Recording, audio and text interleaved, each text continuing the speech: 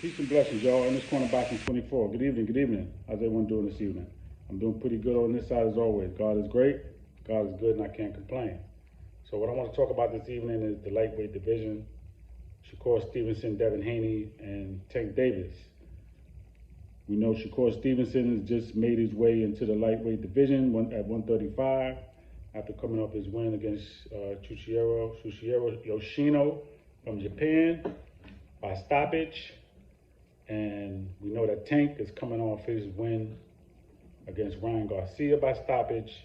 And Devin Haney is going into his fight next weekend with Vasily Lomachenko. Now, Devin Haney is the undisputed champion. He got all the belts. So Tank may be the A side or the ticket drawer and the sellout drawer and all of that, the arena seller, but undisputed is Devin Haney. So all roads got to really lead to him, bottom line, if you want to be undisputed, because he got the belts, right? So when him and Tank fight, if they fight, then it has to be, of course that's not going to be all A side, I'm the man. No, I got all the belts. What you trying to do? Now Shakur, again, because he's coming into that division, he realizes, and he has already said it, he knows Tank is the A side, and so it's up to him what he wants to do. But he also said he's in that status of Floyd Mayweather where he can pick and choose who he's going to fight or if he's not going to fight, and that's absolutely true. I think Devin Haney is not running from any smoke. He wants all the smoke, and I think Shakur Stevenson wants all the smoke. But I think the last man standing in that lightweight division is going to be Shakur Stevenson. Take it or leave it. That's just me, and I'm saying that based on his skills. I'm saying that based on his level of opposition and all around fight game, his attitude, okay? Because attitude plays a part. So I feel like Devin Haney was tested in some fights, and particularly with Linares. He got a test. I think that he came through with flying colors with Kambosos twice in a row, back to back. And while I'm on that note, let me say this, man. I saw somebody make a video. Somebody made a video, and they were talking about how Devin Haney has a great jab, but that's all he has. He doesn't really have anything else. So that means you didn't really watch the Kambosos fight. If I could beat you with a jab most of the fight, then why not utilize that? But if you watch the Kambosos fight, Devin Haney threw left hands, he threw right hands. He didn't just throw a jab. But the jab was neutralizing Kambosos.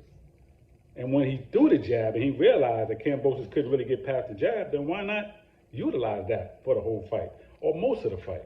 But that doesn't mean he didn't have anything else in his repertoire. That doesn't mean that he can't hurt you with the right hand or the left hand. Come on, man. Watch all his fights. You're looking at 2 fights and you're saying that's all he got is a jab? That's all he got is a jab? That's ridiculous, man. This is supposed to be somebody that really knows boxing? Absolutely not. You don't know boxing if that's all you're saying he brings to the table. So Devin Haney, again, he beat Kambosos mainly with the jab, but he threw other punches, man, to get that win. He didn't just beat him the whole fight with no jab. All right? Shakur Stevenson, brainiac. Defense, offense, controls the distance greatly, and just a high ring IQ. It's going to be hard to beat that man. That's why I say he's going to be the last man standing. Tank Davis, of course, we know what he brings to the table. Ring IQ, good footwork, good speed, power. But we also know that he could be touched up. We've seen him touched up. There's no disrespect, but we just got to keep it real. He could be touched. And you know, he can be beat that way. Now, if you're a person that has defense and can control distance, that's going to be a problem for him because I don't think he's experienced that yet. He hasn't experienced anybody that controls distance with him, make him miss, and counter him. I haven't seen anybody do it.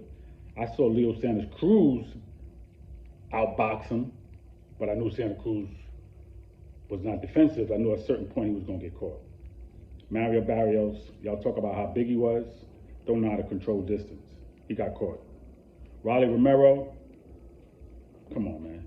awkward fighter, no defense.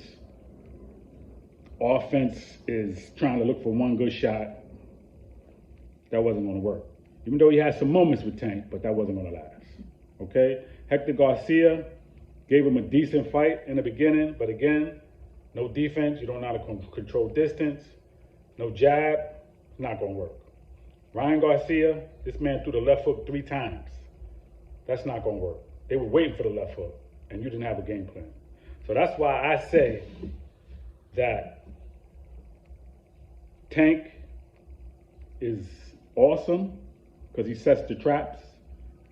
He's very smart.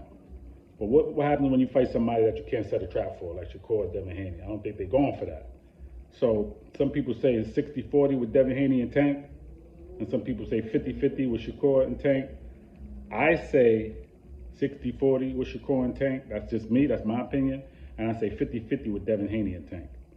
Because don't get it twisted. Devin Haney got power too. Devin Haney got power. I've seen him hit people. I was at the Garden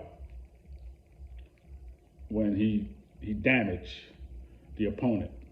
Okay? And I can't think of his name right now. I'm going to come back. I'm going to get his name and I'm going to come back to that and I'm going to talk about it later. I'm going to make sure.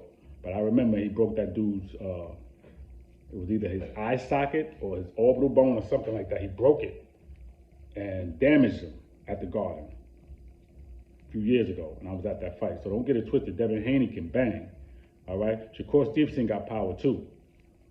Listen, he's got 20 fights in with 10 stoppages. That's not bad at all.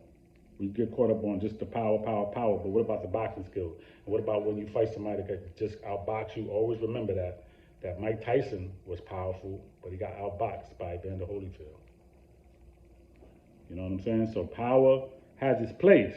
When you're fighting somebody that's smarter than you might not be able to utilize that power. So I say Shakur Stevenson will be the last man standing in the lightweight division. And that's my humble opinion. If you disagree with me, let me know. Please leave the comments. Please let me know how you feel. Everybody enjoy the rest of your evening. Peace.